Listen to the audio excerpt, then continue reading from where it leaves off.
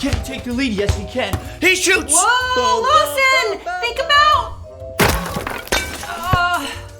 what you're doing. I'll clean that up. I promise. After this. Sorry, Mom. Anyways, hey kids, I'm Lawson, and today I've got an amazing story that is apparently as much for me as it is for you. It's from this kid Sam that my cousin knows. Now, Sam's math homework is super tough. In fact, it's seriously straining his brain. So, even though he's not supposed to get on a screen until he's done with homework, Sam figures a few minutes of row build will actually help his focus. But a few minutes turns into a lot of minutes, and then the tablet glitches and locks up. Sam is frozen. He can't fix the tablet, but if he shows Mom, she'll know that he was playing a game before finishing math. Just then, the doorbell rings. It's Zeke from next door. He's brought over a package that got delivered to the wrong house. Zeke's like, "What's up, bro?" And Sam is so stressed out that he spills the whole story. He wonders, what should I do? And Zeke says, there's no way Sam could tell his mom what really happened. Sam should say the dog sat on it. Or maybe Sam should say, my little sister took it and spilled juice all over it before dropping it in a volcano. And Sam says, think about it. But before Sam can do anything, Mom tells him that Uncle Joss is here for dinner. And usually Sam loves hanging with Uncle Joss. But today, Sam feels like he had a huge weight on his shoulders. And Uncle Joss asks, what's getting you down, kiddo? And Sam's like, if you accidentally messed up.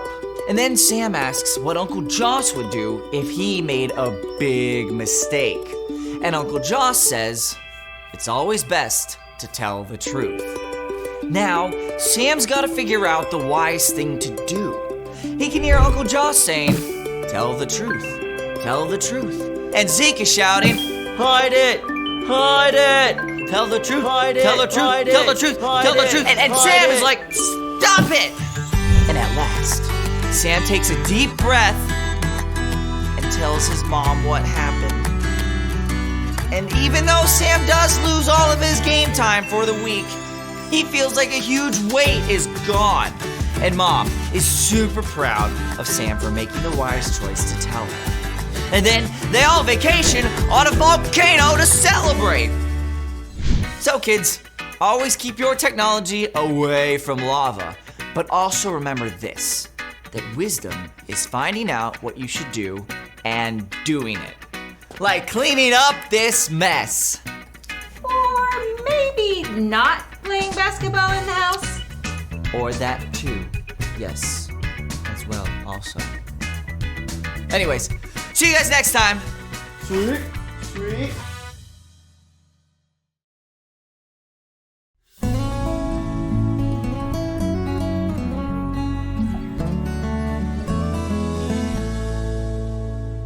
Oh, hello. I'm John Ross, and welcome back to Creating with John Ross. If this is your first time with us, I would like to encourage you to get out your paint and paintbrush and create along with us. I promise you, you can paint as well as I can. We're going to be using about 11 or 28 different colors to paint to do a happy little sea painting.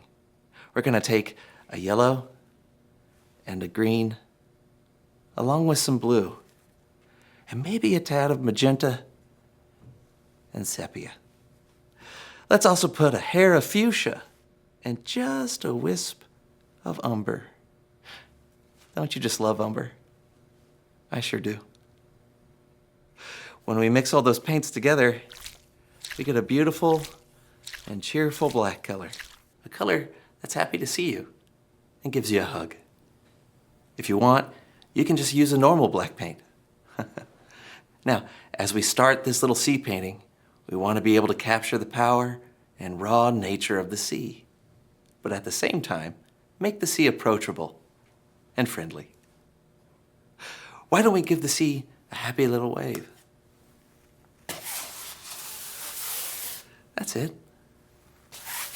Nothing too scary or over the top. Just something to help capture the mood of the sea. Now let's add some blue. You can't do a little sea painting without blue. Oh, you're painting a sea, huh? Yes. Would you like to see the sea? I would love to see the sea. Okay.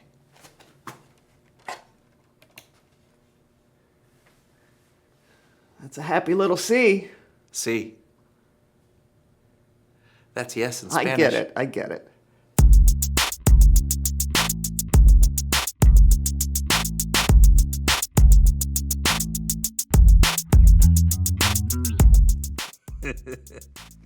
I'm Brandon, And I'm John, and welcome to the So-and-so Show. We're so glad you decided to hang out with us today. Did you know that more people have walked on the moon than have been to the Mariana Trench, which is the deepest part of the ocean? I did. Well, yeah, me too. Anyway, John and I were trying to decide. Did you know that if you put Mount Everest, the tallest mountain in the world, at the bottom of the Mariana Trench, the peak would still be more than a mile underwater?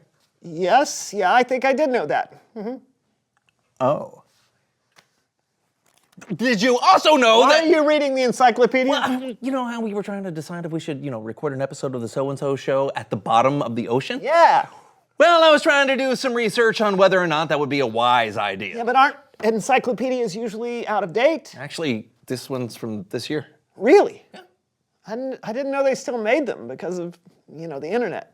They still make these. I get a new set every year. You actually buy Anyway, did you know that the pressure pushing down on you at the bottom of the Mariana Trench would be like 50 jumbo jets sitting on top of you? No. Really? I did not know that. Yeah, me either. And there's also sea cucumbers that live down there. What? Yeah. I can't stand cucumbers. Me either, sea or land. That settles it. After looking at all the facts and this new information, I think the wise thing to do would be to not record an episode of the show at the bottom of the ocean. I agree. Congratulations, Brandon and John, hosts of the So-and-so Show. With your most recent wise choice, you have finally achieved 100% wisdom. What? Oh! Wow! Oh, yeah! This is so unexpected, 100% wisdom. I don't even know where to begin. Thank you so much. Growing in wisdom has always been the goal, and I think that we have tried to... thank you to everyone who ever taught us anything. Thank you to... my encyclopedia! To John's encyclopedias, my teachers, my small group leaders. We made it, baby! We did it! Oh, and the bear's waving us off. Yay! Woo! 100% wisdom. I didn't even know that was possible. Yeah, no, apparently so. We've grown as wise as one can grow. Yeah. So what are you going to do now? Well, John, now that I don't have to search for wisdom anymore, I can search for things with absolutely no value whatsoever. Oh, look, here's a video called 101 Armpit Noises. That sounds fantastic. Yeah. Oh, and since I don't have to be wise anymore, I can eat whatever I want. Yeah, peanut butter and pickles. Woohoo! So much fun. Oh, yeah. Hey, don't mind if I do. Oh, go on. Congratulations, John. No, congratulations to you, Brandon.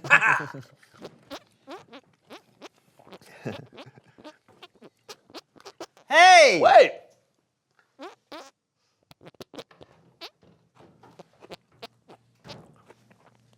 What just happened? Why did we lose our trophies? Maybe we lost our wisdom. Can that happen? I don't know. But I know someone who might. It's Bible story time with Kellen. Oh, yeah.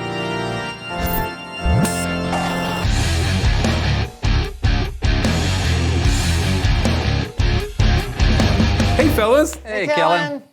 Did you really think you had gained all wisdom? Well, there's this really cool announcer. Yeah, and the trophies. I think you might need to hear a Bible story. I think you're right. Take it away, Kellen. Today we're looking at a verse from the book of Romans, which originally was a letter written by a guy named Paul. Now, Paul went from being someone who tried to arrest Jesus followers to being a Jesus follower himself. So he knew a little something about growing in wisdom. Here's what Paul wrote. Don't live the way this world lives. Let your way of thinking be completely changed. So think about how this world lives. The things we see on TV, the internet, the people we're around, even the music we listen to, are all trying to get us to see things in a certain way. Sometimes they're trying to convince us to do things that aren't wise. Paul wrote that we shouldn't go along with the world. Sounds simple enough, but is it? Let's find out with our friends Count Lupe and Mr. Fritter. There's nothing like being out in the park, enjoying the nice warm sunshine. Don't you think so, Count? The sunshine makes me soft and squishy, Mr. Fritter. And a little ripe. Hey, isn't that the Tangelo kids? Cord and Tabby! I'm recording, Terry. Make sure you go fast. Rudy Baker did it, but he was slow as a turnip. If you want views on FruitTube, you gotta fly down. Oh, okay. I'm not sure they should be doing that. It looks dangerous. Don't be such a Granny Smith, Mr. Fritter. They're just cuties after all. Besides, everyone is doing it. Terry? Tabby? I don't think that's a very good idea. Here goes.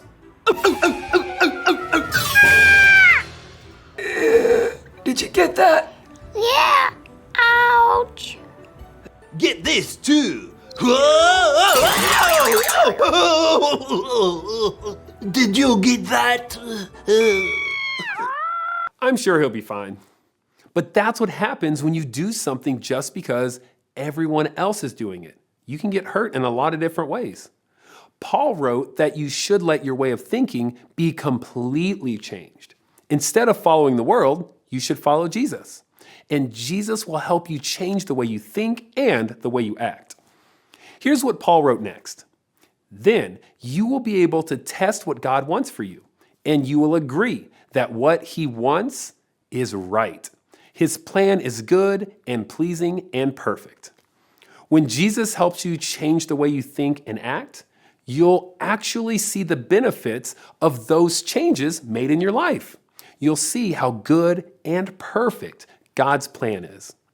Okay, let's check in again with Count Lupe and Mr. Fritter. Well, hopefully you and the Tangelos have learned your lessons. I have, Mr. Fritter. No more dangerous, death-defying deeds of daring do for me. I think that's wise. Unless it gets me a lot of likes. What was that last part, Count? Count? Count? Oh, dear. No, Tabby. I don't think this is a good idea. Don't you remember what happened last time? Maybe you're right. FruitTube is fun and all, but I just don't think it's worth it. Yeah. Stand back! I am here! We are go for lunch, Bert. Okay, here goes. 100 views on FruitTube. Here I come! Looks like Count Lupe still has some growing to do. Medic! Oh, dear. Mr. Fritter's right. Count Lupe does have some growing up to do.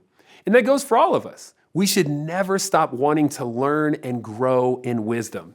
God wants what's best for us and doesn't want to see us get hurt. Wow. Hey, thanks, Kellen. I think we needed that. So, we're never gonna reach 100% wisdom? Because I really wanted that trophy. Wisdom takes time, your whole life even. Remember, even Jesus grew wiser as he grew up. It's the way God made us. Oh, that's right. Thanks, Kellen. You bet. I'll see you next time. You know, I can't believe the first thing I wanted to do when I thought I was full of wisdom was eat junk food. I wanted to listen to armpit noises. I can't decide which one is worse. Armpit noises. Yeah, the armpit thing. No, you're right. Hey, reveal the question. Oh, how are you wiser than you used to be? Yeah. Wow, this answer could go on forever. Really? I got nothing. What? I'm kidding. Oh. Man, I got a list this long. I'll go first. I used to make decisions without thinking. Like, I once tried to run a 5K without training first. Did not go well. But now I think before I act. For me, I've learned to think before I speak. A long time ago, I told a friend that she was a bad singer. I wasn't even thinking about how that might make her feel. I was just giving my honest opinion. That's brutal. I know, it wasn't really well thought out. I've learned to be a little more gentle with my honesty. Plus, turns out she wasn't a bad singer. She was really good. She just had a bad cold when I heard her. Man, wisdom is a journey. Very true. Hey, talk about it together. How are you wiser than you used to be? And we'll see you next week for a brand new show. Yay! Right here on our show. Do you have any more of those pickles with peanut butter? I don't. Oh, you ate them all? I did. It sounds like you're just painting like lines. That's just your wrists. Sorry. I can't stay like that any longer. Can I see? All right, I think you're going to be very happy with Okay. it. It looks just like you. I really appreciate this. Thank you. See?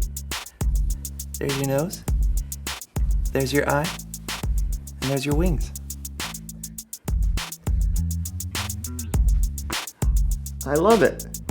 Thank you.